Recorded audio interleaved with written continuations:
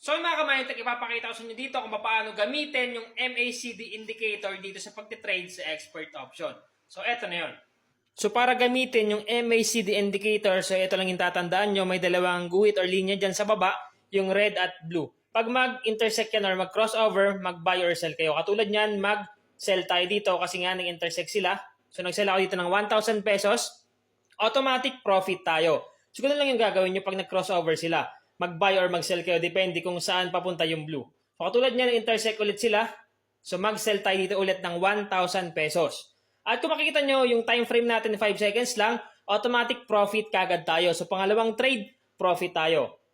Then dumako naman tayo sa pangatlong trade natin. So antayin natin mag-intersect. So pataas naman siya, mag-buy tayo dito. So nag-buy ako ng 1,000 pesos at titingnan natin kung tugma nga ba yung ating prediction.